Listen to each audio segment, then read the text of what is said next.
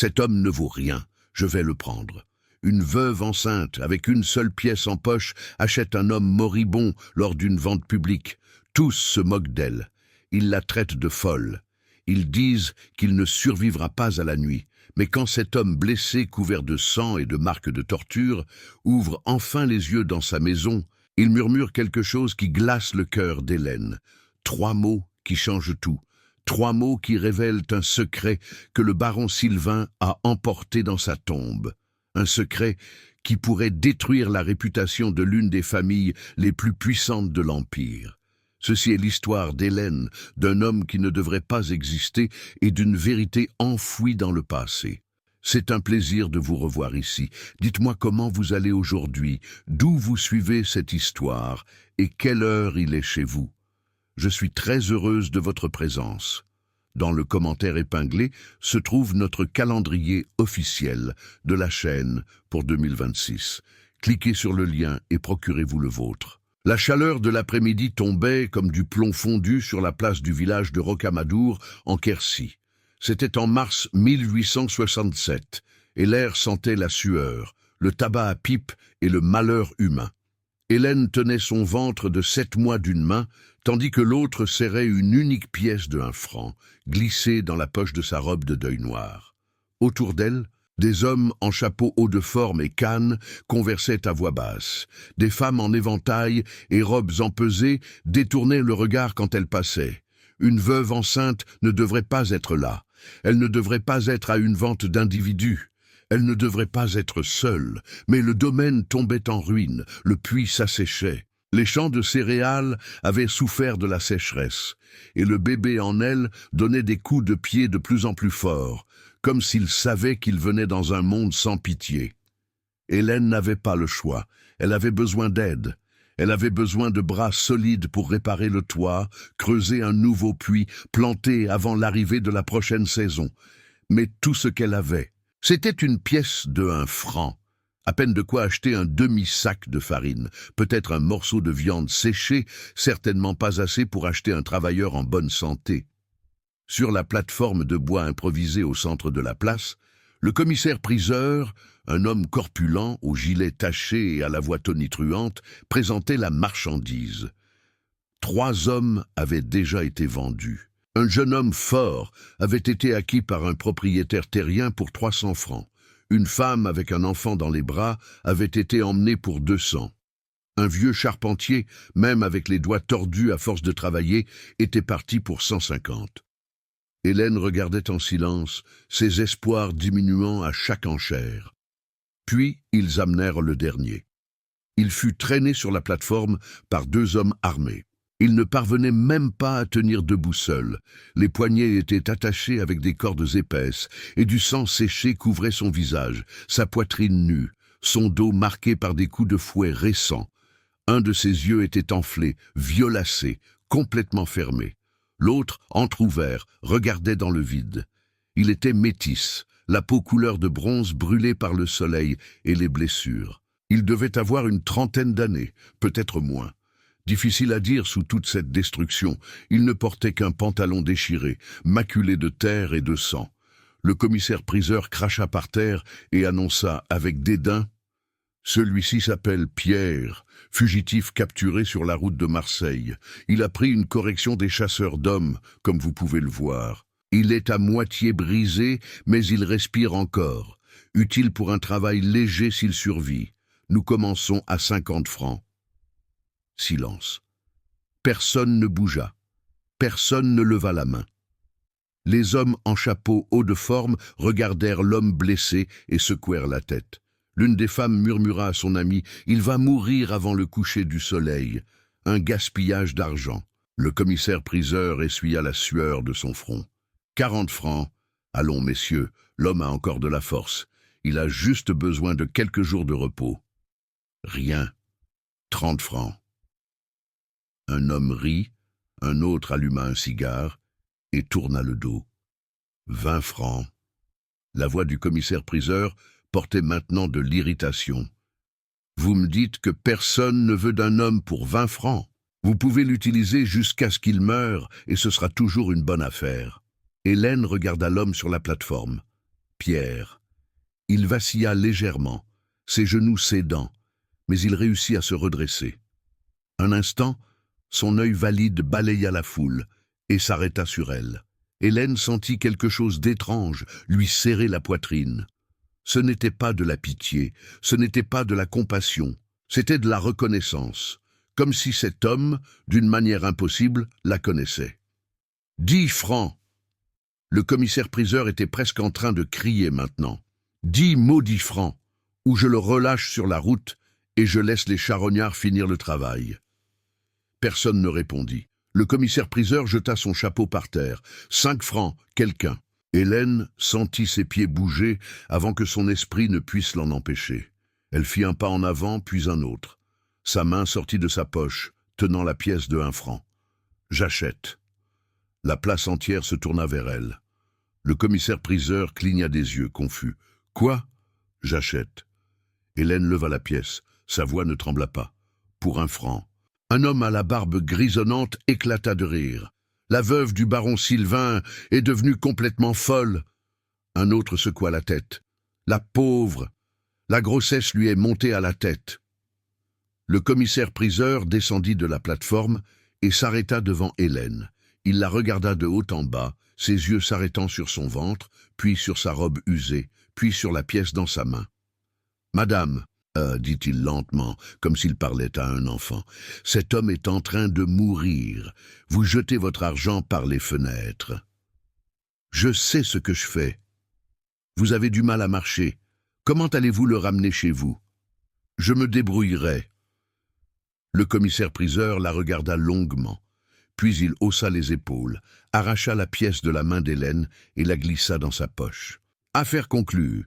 Mais s'il meurt demain, ne venez pas vous plaindre. » Il remonta sur la plateforme, coupa les cordes des poignets de Pierre avec un couteau rouillé et le poussa en avant. Pierre tituba, tomba à genoux et faillit s'effondrer face contre terre. Hélène courut, tenant son ventre d'une main, et le rattrapa par le bras. Il était plus lourd qu'il n'y paraissait, tout en os et muscles endoloris. L'odeur de sang et de sueur se mêlait à quelque chose d'autre. Quelque chose qu'Hélène ne parvenait pas à identifier. La peur, le désespoir, la mort. « Pouvez-vous marcher ?» murmura-t-elle. Il ne répondit pas, inclina simplement légèrement la tête, s'appuyant sur elle. Ensemble, chancelants, ils descendirent les marches de la plateforme. La foule s'écarta, mais personne n'offrit d'aide, personne ne dit un mot. Ils observèrent en silence, tandis que la veuve enceinte et l'homme moribond disparaissaient dans la rue. La charrette d'Hélène attendait à l'ombre d'un vieil arbre, tirée par un âne maigre qui avait connu des jours meilleurs. Elle aida Pierre à monter dans la charrette. Il s'effondra sur le dos, sa respiration sortant en sifflements courts et douloureux. Hélène monta sur le siège avant, prit les rênes et donna un léger coup sur le dos de l'âne. L'animal gémit, mais commença à marcher. La route de retour vers le domaine était longue, pleine de nids de poules, de pierres détachées et de poussière rouge. Le soleil descendait lentement, teintant le ciel d'orange et de violet. Hélène ne regarda pas en arrière, ne regarda pas l'homme étendu dans la charrette. Elle continua juste d'avancer, les yeux fixés sur la route, le cœur battant trop fort, trop vite. Et tout le long du chemin, une seule question martelait son esprit. « Qu'est-ce que je viens de faire ?» Le domaine apparut à l'horizon lorsque les premières étoiles commencèrent à scintiller dans le ciel. C'était une petite propriété, rien comparé au grand domaine du Quercy. La maison principale était en pisé avec un toit de chaume qui nécessitait des réparations. À côté, une ancienne dépendance abandonnée où logeaient autrefois les travailleurs que le baron Sylvain avait vendus avant de partir pour la campagne du Mexique. Il n'est jamais revenu. Il mourut en mai 1866, lors d'une bataille dont Hélène ne parvenait même pas à prononcer correctement le nom. Ksar el-Kébir. C'est ce qu'on lui avait dit dans la lettre officielle. Le corps n'avait jamais été rendu. Hélène tira les rênes et l'âne s'arrêta devant la maison.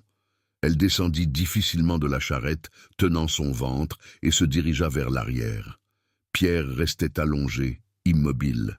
Pendant un instant terrible, Hélène pensa qu'il était mort en chemin, mais elle vit alors sa poitrine monter et descendre faiblement. Nous sommes arrivés, dit-elle en lui touchant l'épaule. Il ne répondit pas. Hélène le prit par le bras et tenta de le faire asseoir. Il gémit, une douleur profonde s'échappant de ses lèvres gercées, mais il collabora. Lentement, très lentement, elle réussit à le ramener au bord de la charrette. Ses jambes pendaient sans force. « J'ai besoin que vous m'aidiez, » dit Hélène d'une voix ferme, « juste jusqu'à la porte, après vous pourrez vous reposer. » Pierre ouvrit son œil valide. Il la regarda, vraiment, et Hélène vit quelque chose au-delà de la douleur. Elle vit de l'intelligence, elle vit une force cachée sous l'épuisement. Il hocha légèrement la tête. Avec Hélène le soutenant d'un côté et Pierre s'appuyant sur elle, les deux chancelèrent jusqu'à la porte de la maison. Chaque pas était une lutte. Le ventre d'Hélène pressait entre eux, le bébé donnant des coups de pied en signe de protestation. Quand ils entrèrent enfin, Hélène le conduisit directement à l'unique chambre disponible, la sienne, et l'aida à s'allonger sur le lit double, où elle et Sylvain avaient dormi pendant 3 ans. Le lit grinça sous son poids. Pierre ferma l'œil et sa respiration devint encore plus irrégulière. Hélène courut à la cuisine, alluma la lampe à huile, mit de l'eau à bouillir dans la marmite en fer sur la cuisinière à bois. Pendant que l'eau chauffait, elle déchira un vieux drap en lambeaux. Ses mains tremblaient. Quand elle revint dans la chambre avec le bassin d'eau chaude et les chiffons, Pierre restait immobile. Hélène mouilla un des chiffons et commença à nettoyer le sang de son visage. L'eau devint rouge presque immédiatement. Elle le changea, nettoya de nouveau. Sous toute cette saleté, son visage commença à apparaître. Pommettes hautes, menton fort, une ancienne cicatrice traversant le sourcil gauche. Quand elle arriva à la poitrine, Hélène hésita. Il y avait des marques de fouet partout, certaines anciennes et blanches, d'autres récentes et saignantes encore. Elle nettoya chacune avec soin, mordant sa lèvre pour ne pas pleurer. Personne ne méritait cela. Personne. Puis elle vit la blessure sur le côté des côtes. Elle était profonde, laide, infectée, une entaille qui semblait avoir été faite par un couteau ou une baïonnette. La peau autour était enflée, chaude au toucher. Hélène en savait assez sur les blessures pour comprendre que si cela n'était pas traité, la fièvre viendrait. Et après, la mort. Elle mouilla un autre chiffon, cette fois dans de l'eau bouillante avec du sel, et le pressa contre la blessure. Pierre hurla. Tout son corps se raidit, ses mains agrippant les draps, mais Hélène ne s'arrêta pas. Elle nettoya la blessure, enleva la saleté, le pus, le sang pourri. Quand elle eut fini, elle déchira un autre morceau de drap et banda sa poitrine fermement. « Voilà », murmura-t-elle. Plus pour elle-même que pour lui. Maintenant, c'est entre les mains de Dieu. Hélène se leva, le dos douloureux, le corps épuisé. Elle prit le bassin sale et retourna à la cuisine. Elle jeta l'eau rouge dans le jardin, lava le bassin et prépara une tisane de mélisse qu'elle donnait à Sylvain quand il était malade. Elle revint dans la chambre et souleva doucement la tête de Pierre, posant la tasse en terre cuite sur ses lèvres. « Buvez » ordonna-t-elle. Il ne but que quelques gorgées, mais il but. Quand elle reposa sa tête sur l'oreiller, ses yeux s'ouvrirent de nouveau. Il l'observa longuement, comme s'il essayait de prendre une décision importante. « Pourquoi » Sa voix était un murmure rauque, brisé. « Pourquoi »« Quoi ? Pourquoi m'avez-vous acheté ?» Hélène s'assit au bord du lit. Elle n'avait pas de réponse, du moins pas une qui ait du sens. « Je ne sais pas », avoua-t-elle. Peut-être parce que personne d'autre ne l'aurait fait, peut-être parce que j'avais besoin d'aide, ou peut-être... Elle hésita. Peut-être parce que quand je vous ai regardé, j'ai vu quelqu'un qui méritait une chance. Pierre ferma l'œil. Une larme coula au coin, se mêlant à l'eau qui humidifiait encore son visage. « Comment vous appelez-vous » demanda Hélène doucement. « Pierre. »« Pierre. » Elle répéta le nom, le testant sur sa langue. « Je suis Hélène. Je sais qui vous êtes. » Hélène fronça les sourcils. « Comment » Mais Pierre ne répondit pas. Sa respiration devint plus profonde, plus régulière. Il s'était évanoui ou endormi. Hélène ne savait pas dire. Elle tira le drap sur lui, éteignit la lampe et sortit de la chambre. Dans la cuisine, Hélène s'assit sur la chaise en bois qui avait appartenu à Sylvain et regarda par la fenêtre. La nuit était sombre, sans lune. Le silence était absolu, rompu seulement par le chant lointain d'un crapaud dans le marais. « Qu'est-ce que j'ai fait » murmura-t-elle à l'obscurité. « Sylvain, qu'est-ce que j'ai fait » Mais Sylvain était mort, et il n'y avait pas de réponse. Hélène appuya sa tête sur la table et ferma les yeux.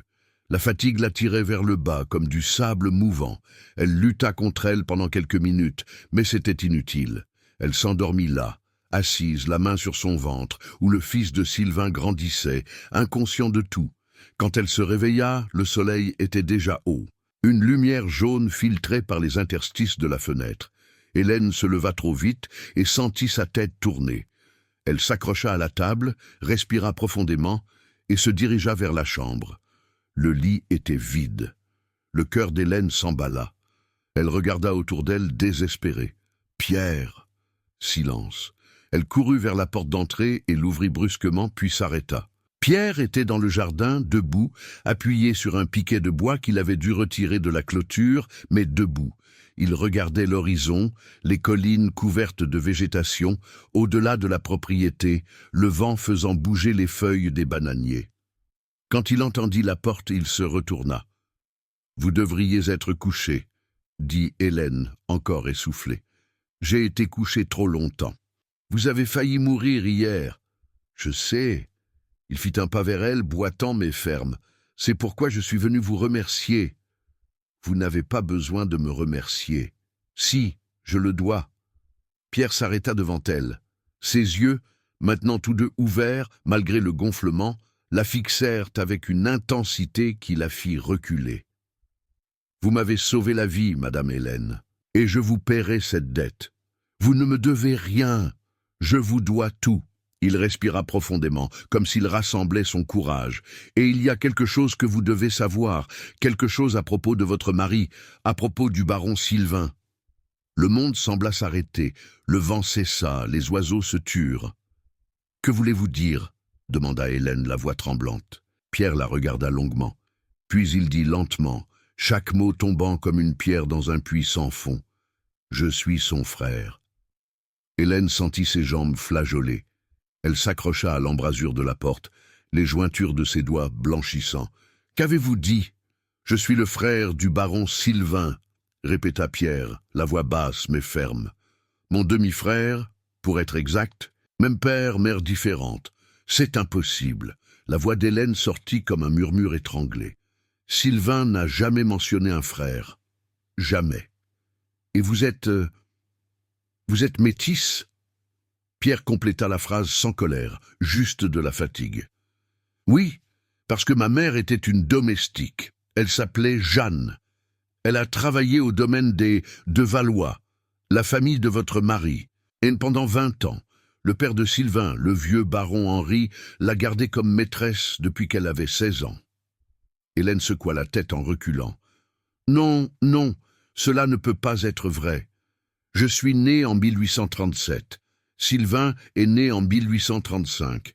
Nous n'avons que 2 ans de différence. » Pierre fit un pas en avant, lentement, comme s'il s'approchait d'un animal effrayé.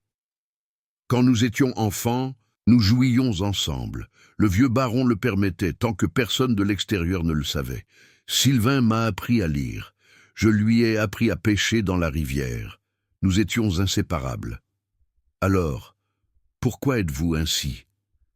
Hélène désigna les marques de fouet, les vêtements déchirés, tout ce qu'il était. « Si vous étiez son frère, pourquoi avez-vous été traité comme un serviteur ? Parce que quand Sylvain a eu 15 ans, son père a décidé que le jeu était allé trop loin.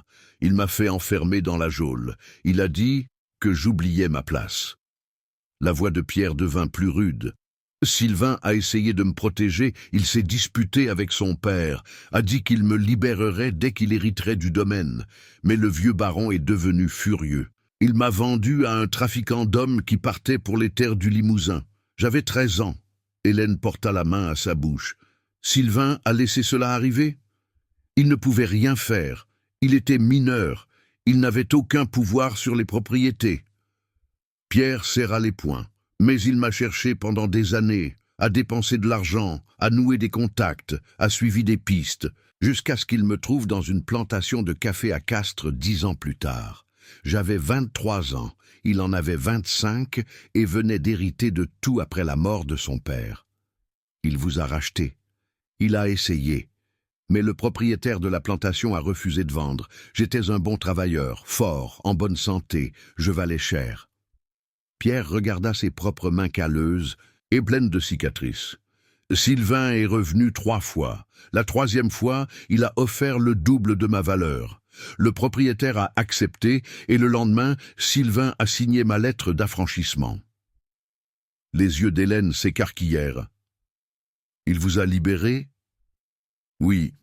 Il m'a donné des papiers, assez d'argent pour commencer une vie. Il m'a offert un travail sur son domaine comme homme libre, avec un salaire. Il a dit que je serais toujours son frère, même si le monde ne pouvait jamais le savoir. La voix de Pierre trembla pour la première fois. Ce furent les 6 meilleurs mois de ma vie. Que s'est-il passé? La campagne du Mexique. Pierre cracha les mots comme du poison. Sylvain a été appelé, il était baron, il avait des obligations envers l'Empire. Il est parti en octobre 1865. Avant de partir, il m'a fait jurer que je prendrais soin de vous si quelque chose lui arrivait. Hélène sentit des larmes chaudes couler sur son visage. Il savait qu'il allait mourir. Tout le monde le savait. La guerre tuait des milliers de personnes. Pierre respira profondément. Quand la nouvelle de sa mort est arrivée, j'ai essayé de venir ici, mais j'ai été capturé sur la route par des chasseurs d'hommes. Ils ont trouvé mes papiers d'affranchissement, mais ont dit qu'ils étaient faux. Ils m'ont accusé d'être un travailleur en fuite. Ils m'ont battu, m'ont emprisonné. Je devais être vendu de nouveau, cette fois pour le port du Havre, jusqu'à ce que vous apparaissiez à cette vente. C'est pour cela que vous m'avez reconnu. Sylvain parlait de vous tous les jours. Il m'a montré un daguerréotype qu'il avait dans sa poche. Il a dit que vous étiez la femme la plus courageuse qu'il ait jamais connue, que vous attendiez un enfant de lui. Pierre regarda le ventre d'Hélène. Il est mort sans savoir qu'il allait être père. Hélène s'effondra sur le sol, les sanglots secouant tout son corps. Toutes les pièces s'emboîtaient. Les voyages mystérieux que Sylvain faisait à Castres, l'argent qui disparaissait du compte sans explication, les fois où elle le surprenait à regarder l'horizon avec une tristesse qu'il n'expliquait jamais. « Il vous aimait », murmura-t-elle. « Il vous aimait tellement qu'il a gardé le secret pour vous protéger. Et j'ai échoué. » Pierre s'agenouilla devant elle, ignorant la douleur des blessures. « J'ai promis que je prendrais soin de vous, et quand ils m'ont attrapé, j'ai pensé que j'avais brisé la seule promesse qui importait. » Hélène tint son visage à 2 mains. Pour la première fois, elle le regarda vraiment, et y vit Sylvain, non pas dans les traits, mais dans sa manière de parler, dans l'honneur qu'il portait même brisé, dans la loyauté qui avait survécu à des années de souffrance. « Vous avez des preuves ?» demanda-t-elle, la voix ferme maintenant. Avez-vous quelque chose qui prouve que Sylvain vous a libéré? Pierre enfonça la main dans la poche déchirée de son pantalon. Avec précaution, il en sortit un morceau de papier plié, jauni, taché de sang et de sueur. Il le tendit à Hélène. Elle le déplia de main tremblante. C'était une lettre d'affranchissement, rédigée d'une écriture élégante, signée et tamponnée par un notaire de Castres. Le nom était clair, Pierre Métis, environ 23 ans, libéré par Sylvain de Valois, baron de Saint-Antoine, en échange d'aucune somme par lien d'affection fraternelle. En dessous, une ligne écrite à la main, d'une écriture qu'Hélène reconnaîtrait n'importe où, à mon frère Pierre, que la liberté t'apporte la paix que notre père nous a refusée, Sylvain. Hélène serra le papier contre sa poitrine, les larmes coulant sans contrôle. Il vous a appelé frère. Il l'a écrit pour que tous le voient, et pourtant personne n'a cru quand ils m'ont attrapé. Ils ont dit que j'avais volé les papiers d'un autre homme. La voix de Pierre était pleine d'amertume. Le papier ne signifie rien quand votre peau n'a pas la bonne couleur. Ça signifie pour moi. Hélène se leva, entraînant Pierre avec elle. Vous êtes le frère de mon mari. Cela fait de vous ma famille, et dans cette maison, la famille n'est pas un serviteur. La famille n'est pas une marchandise. Pierre la fixa, incrédule. Vous dites que... Je dis que vous allez rester ici. Vous travaillerez si vous le souhaitez, et je vous paierai, mais comme un homme libre, comme vous auriez toujours dû l'être. Hélène redressa ses épaules, même avec son ventre lourd, même avec la fatigue. Et quand ce bébé naîtra, il saura qu'il a un oncle. Un oncle que son père aimait suffisamment pour défier le monde entier. Pierre tomba de nouveau à genoux, mais cette fois, ce n'était pas de faiblesse, c'était de soulagement, c'était de gratitude, c'était la douleur d'années qui se déliait d'un coup. Il tint l'ourlet de la robe d'Hélène et pleura comme il n'avait pas pleuré depuis l'enfance. Et Hélène, une main sur sa tête et l'autre sur son ventre, regarda le ciel bleu du Quercy et murmura « Je prendrai soin de lui, Sylvain. Je le jure sur notre vie, je prendrai soin de votre frère. » Le vent souffla doucement, balançant les palmiers. Et pour un instant, Hélène aurait juré avoir senti Sylvain à ses côtés, souriant. Les jours qui suivirent furent des jours de reconstruction. Pierre, même encore blessé, insistait pour aider. Il commença lentement, réparant la clôture qui était tombée. Puis le toit qui fuyait quand il pleuvait. Hélène protestait. Elle disait qu'il avait besoin de se reposer. Mais il secouait la tête, têtu, exactement comme Sylvain avait l'habitude de faire.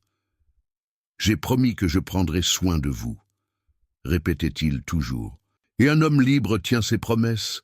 Hélène apprit à accepter, et peu à peu le domaine commença à reprendre vie. Le puits fut creusé plus profondément et trouva de l'eau douce. Les champs de céréales furent replantés. L'ancienne dépendance abandonnée devint un espace pour Pierre, afin qu'il dorme loin de la maison principale, par respect, disait-il. Mais chaque nuit, avant de se retirer, il passait par la cuisine pour s'assurer qu'Hélène allait bien. Ils conversaient beaucoup. Pierre racontait des histoires sur le jeune Sylvain, sur les bêtises qu'ils faisaient ensemble, sur le jour où Sylvain était tombé dans la rivière et que Pierre l'avait sauvé, même sans vraiment savoir nager. Hélène riait et pleurait en même temps, découvrant un côté de son mari qu'elle n'avait jamais connu. En retour, elle racontait les 3 ans de mariage, comment Sylvain l'avait courtisée avec des poèmes écrits à la main. La fois où il avait essayé de cuisiner pour l'impressionner et avait failli brûler toute la cuisine.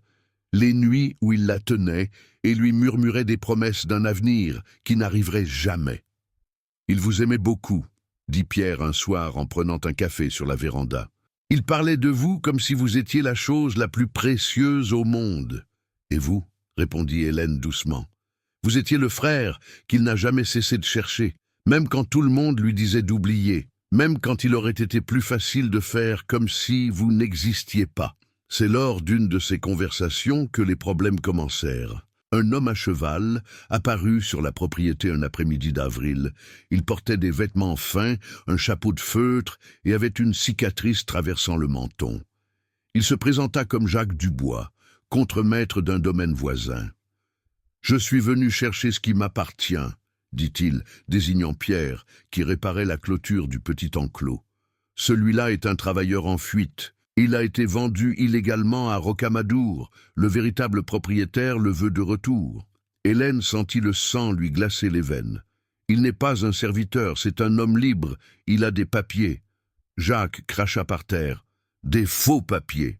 Tout le monde sait qu'un métis n'a pas de véritable affranchissement. C'est un coup d'abolitionniste, ça. » Les papiers ont été établis par mon mari, le baron Sylvain de Valois. Ils sont enregistrés chez un notaire. Votre mari est mort, madame, et les morts n'ont pas de voix. Jacques descendit de cheval. Maintenant, soyez raisonnable. Remettez-moi le noir et je m'en irai en paix. Pierre lâcha son marteau et s'approcha de la véranda. Il se plaça devant Hélène, même désarmée, même encore marquée par les coups précédents. « Je n'irai nulle part. Je ne demande pas votre permission, mon petit. » Jacques sortit un fouet de sa selle, mais avant qu'il ne puisse faire un pas, Hélène entra dans la maison et revint en tenant le vieux fusil de chasse de Sylvain. Elle le pointa directement sur la poitrine du contremaître. « Quittez ma propriété. » Jacques rit, mais il y avait de la nervosité dans ses yeux. « Madame ne va pas tirer. Voulez-vous parier votre vie là-dessus ?» La voix d'Hélène était de glace. « Mon mari m'a appris à tirer et je ne rate jamais ma cible. » Pendant un long moment, les trois restèrent immobiles. Le vent souffla, le cheval hennit. Puis Jacques cracha de nouveau, rangea son fouet et remonta. « Ce n'est pas fini, » grogna-t-il. « Je reviendrai avec la loi, et quand je reviendrai, même ce fusil ne vous sauvera pas. » Il partit au galop, soulevant de la poussière rouge. Hélène abaissa son arme, les mains tremblantes. Pierre lui tint l'épaule. « Vous n'auriez pas dû faire ça. Maintenant, vous vous êtes fait des ennemis. »« Je m'en fiche. » Hélène se tourna vers lui. « Vous êtes ma famille et je protège ma famille. » 3 semaines plus tard, Hélène entra en travail. Ce fut au milieu de la nuit, une douleur soudaine qui la réveilla comme un éclair. Elle cria et Pierre accourut de sa maison, pieds nus, effrayé. « Le bébé !» Hélène haleta. « Il arrive !» Pierre la porta jusqu'au lit, alluma toutes les lampes, fit bouillir de l'eau, déchira des draps, et fit tout ce dont il pouvait se souvenir avoir vu les sages-femmes faire. Et quand Hélène criait de douleur, il lui tenait la main et disait « Vous y arriverez, vous êtes forte, plus forte que quiconque je connaisse. » L'accouchement dura toute la nuit, et quand le soleil se leva, remplissant la chambre d'une lumière dorée, un cri aigu rompit le silence. Pierre enveloppa le bébé dans un drap propre et le plaça dans les bras d'Hélène. « C'est un garçon. » Hélène regarda son fils, petit, rouge, parfait. Les yeux du bébé s'ouvrirent, sombres comme ceux de Sylvain, et elle pleura. Pleura de joie, de soulagement, de nostalgie de l'homme qui ne connaîtrait jamais son propre enfant. « Comment l'appellerez-vous » demanda Pierre doucement.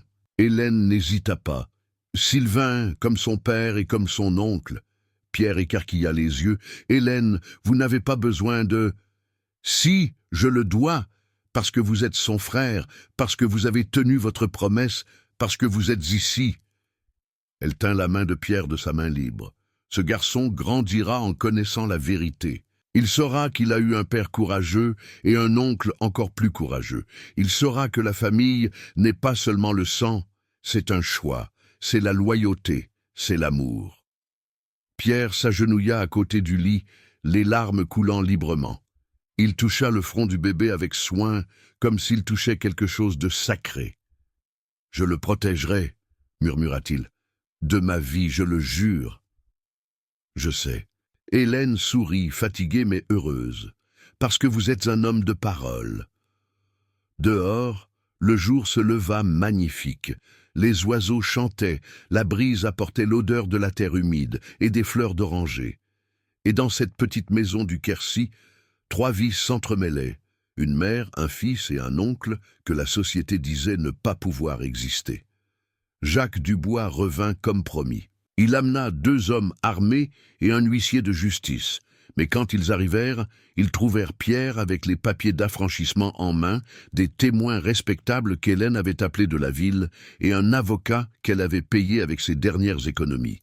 La bataille légale dura des mois, mais au final, l'affranchissement fut reconnu. Pierre était officiellement un homme libre et personne ne pouvait changer cela. Des années passèrent. Le petit Sylvain grandit fort et en bonne santé. Il apprit à lire avec sa mère, apprit à travailler la terre avec son oncle. Et quand il eut l'âge de comprendre, Hélène raconta l'histoire complète de son père baron qui mourut à la guerre, de son oncle captif qui fut libéré par amour fraternel, de la femme qui acheta un homme pour une pièce et gagna une famille. « Papa vous manque ?» demanda le garçon un soir, regardant le daguerréotype fané de Sylvain. « Tous les jours » répondit Hélène. « Mais il m'a laissé 2 cadeaux, toi et la chance de connaître mon frère. » Pierre, maintenant avec les cheveux commençant à blanchir, sourit de l'autre côté de la table. « Votre père était l'homme le plus honorable que j'ai connu, et vous serez comme lui. » Le garçon hocha la tête. « Vraiment ? Je le rendrai fier. Tu le rends déjà, dirent Hélène et Pierre ensemble. Et dans ce petit domaine du Quercy, où les conventions sociales disaient que certaines familles ne pouvaient pas exister, 3 générations d'amour, de sacrifice et de courage prouvèrent que le monde avait tort. Parce que la famille ne s'achète pas, ne se vend pas, ne se définit pas par la couleur de la peau ou le nom sur un registre. La famille se choisit, la famille se construit, la famille se protège. Et cette vérité, plus forte que n'importe quelle loi de l'Empire, résonnerait pour des générations. La vraie force ne réside pas dans le fait de suivre les règles imposées par la société, mais dans le courage de faire ce qui est juste, même lorsque le monde entier dit que c'est faux. Hélène a acheté un homme avec la dernière pièce qu'elle avait, non parce qu'elle était astucieuse ou avait un plan, mais parce qu'elle a vu un être humain qui méritait la dignité. Et ce seul choix courageux a changé 3 vies pour toujours. Parfois, un acte de compassion vaut plus que toutes les richesses du monde. Et parfois, la famille que nous choisissons est plus vraie que la famille que nous héritons. Dans le commentaire épinglé se trouve notre calendrier officiel de la chaîne pour 2026. Cliquez sur le lien et procurez-vous le vôtre. Une autre vidéo apparaît ici sur votre écran.